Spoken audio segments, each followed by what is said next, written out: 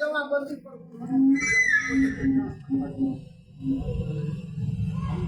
सारा साबुन तुम देंगे, लेकिन इसका क्या होगा?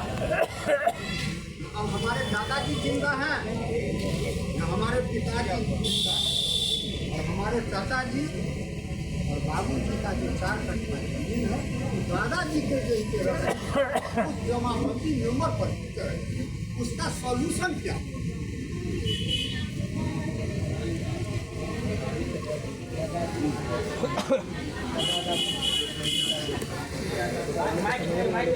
उनको मैं दीजिए मैं मजे नहीं है ना मैं दूसरा केस ये है, फिर के लिए बाजार ला सर्वे हुआ,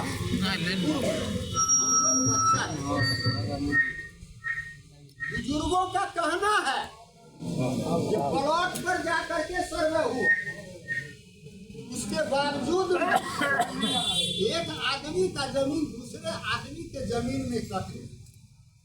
जब हम होश हवास में आए तो पता लगा कि बहुत सारे आदमी का जमीन एक दूसरे आदमी के जमीन में कट गया। तब तक एक्ट 5 तक खत्म हो गया। छठा में जो है, छठा एक्ट में हम केस फाइल किए। इस केस का टाइम मुकर्रर बिहार सरकार 3 महीना किया था। जजमेंट लेने में 14 बरस लगा और डिपोजिशन सर्वे। तो किसी का घर, किसी का जमीन, वहाँ पर जमींदार रैयत भी था और अमीर साहब भी। देखिए गलती की कैसे 14 बरस के बाद जो हमको मजिस्ट्रेट साहब लिख करके जो कुछ डॉक्यूमेंट्स दिए हैं, उसको हम कैसे एक करें?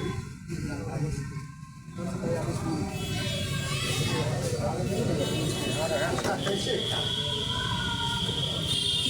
कागज तो भर करके सर जैसा आपने समझाया है फुल फिल करके हम देंगे, लेकिन हम जानते हैं कि उस जमाने में बहुत कम पढ़ने लिखे थे, बहुत कम समस्या था।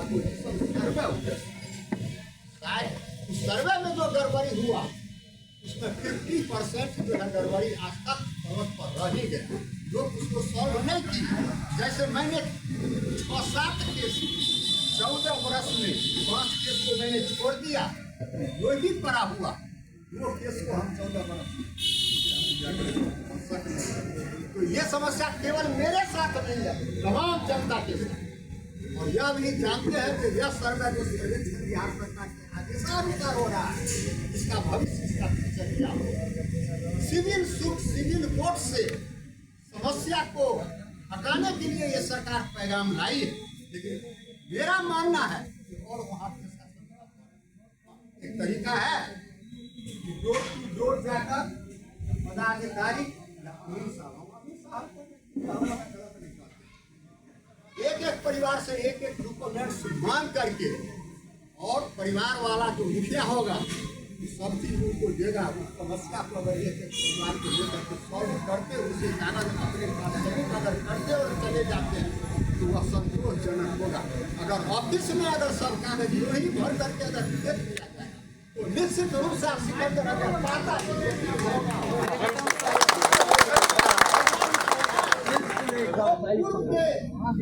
में लड़े हैं,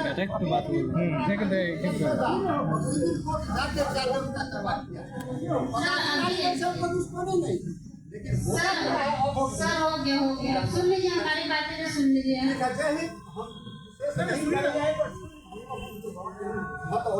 सर ये सर्वे जो है बहुत कम समय के लिए टाइम रखा गया। हम लोग को खुद ही बहुत प्रेशर है कि जल्दी से जल्दी करवाना है। इसमें बहुत लंबा टाइम किसी को नहीं मिलेगा, ना आपको मिलेगा ना हमें मिलेगा।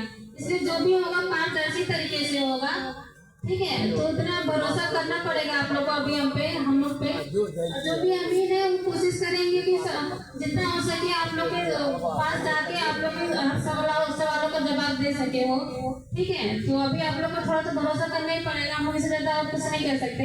जब तक प्रक्रिया आगे नहीं बढ़ती है तब तक अभी आप लोग का यही काम है कि फॉर्म भर करके आप लोग जो भी दिक्कत है आप लोग को या तो आप हमें को बताइएगा या फिर जो आपको पेपर मिलेगा फॉर्म मिलेगा उसमें आप लोग लिख दीजिएगा। एक बार आप लोग की सबकी समस्या सुनी जाएगी, हो सकेगा तो जरूरत पड़ेगा दोबारा आप सफाई की जाएगी क्या क्या दिक्कत है आप लोग अपना परेशानी रखिएगा, ठीक है।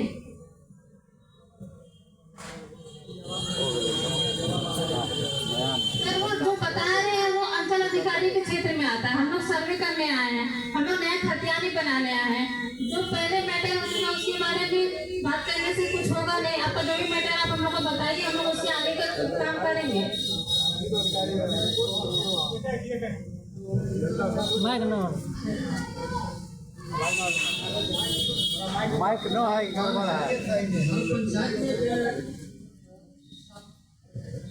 पंचायत सर वही ना, अगर आप सिविल कार्य में जमा करना जाएंगे तो वहाँ पे क्लर्क है हमारी, वो आपको रिसीविंग देंगी, आप जो भी डॉक्यूमेंट जमा करेंगे। और गांव में अमीर आएंगी आपके प्रॉपर, आपको डॉक्यूमेंट देना होगा तो हफ्ते में आप कोई सरकारी भवन होगा जो आप लोग को सुविधा लगे उस हिसाब से डिसाइड। हाँ तो पंचायत भवन में ही एक दिन चाहे 2 दिन आती रही एक जगह उनका आप लोग डिसाइड कर लीजिएगा तो कहाँ बैठेंगे, वहीं पे आके आप लोग उनसे मिल लीजिएगा, आप लोग कागज देना हो कागज जो भी समस्या आपकी होगी वो आप लोग को बताते रहिएगा।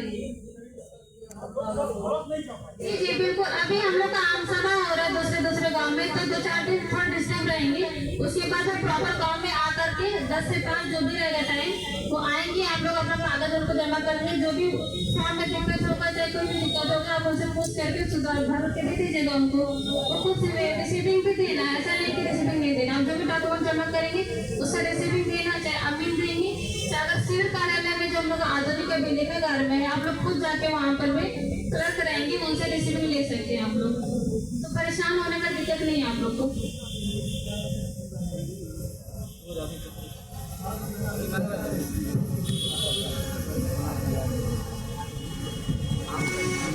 देखिए जैसे मान लीजिए लोग यहाँ गाँव में रह रहे हैं उनके लिए तो ठीक है, जो जमीन के मालिक विदेश में रह रहे हैं और वो 5 भाई हैं और पटना बंटवारा नहीं हुआ और वो अगर मान लीजिए कि उसका खतियान अगर मान लीजिए कुछ ज़्यादा खिस्सा है तो उतने का तो चौहत्ती नहीं दे पाएंगे, तो उनको जो जमा में ही खतियान खुलना चाहिए, वो ऐसा कैसे दावा करें।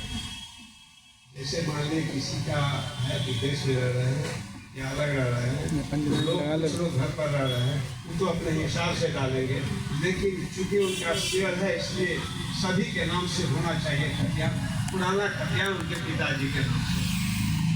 तो पिताजी के नाम से है और पिताजी नहीं है तो वंशावली यहाँ पे उनको लगाना पड़ेगा। और जैसा कि हम आप लोग को बताएं कि ऑफलाइन और ऑनलाइन दोनों तरह से आप कर सकते हैं, तो विदेश में है चाहे कहीं भी वहाँ से वो अपना अप्लाई कर सकते हैं।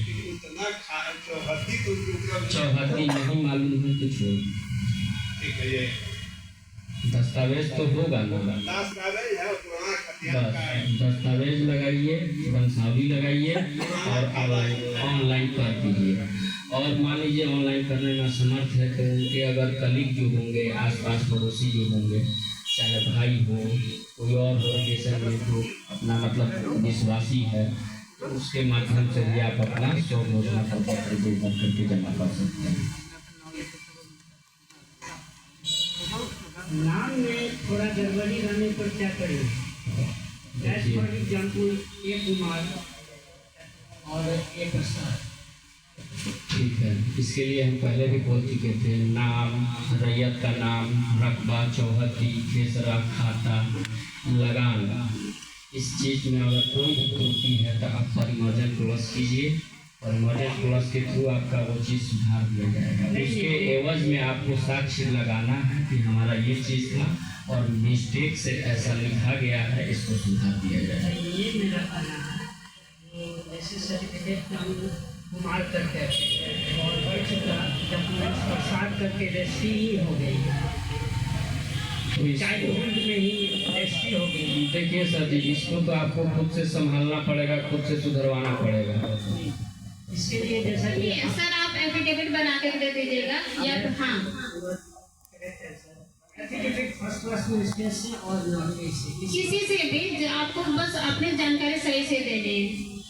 कोई वो बाध्यता नहीं है कि आप किसी को दीजिए, तो सही से आप जानकारी दीजिएगा। जो आधार कार्ड में नाम होगा या आपके वाले में हो गया तो कोई नहीं, एफिडेविट बनवा दीजिएगा आप। पता अगर किसी का पता भी गलत हो गया होगा तो उसके लिए भी दे दीजिएगा, मोबाइल नंबर से आधार नंबर सब चीज़ के लिए एफिडेविट आप दीजिएगा, वो मान लेगा। सेकेंड क्वेश्चन, बाहर का अगर हम देते हैं तो उससे डिक्लेरेशन में क्या कराना पड़ेगा? डिक्लेरेशन में सब बहन का अगर आप नाम ऑलरेडी दे रहे हैं तो आपको डिक्लेरेशन नहीं करवाना। अगर नहीं देना चाह रहे हैं तो बहन से आपको लिखवाना पड़ेगा, वो हिस्सा नहीं लेगी।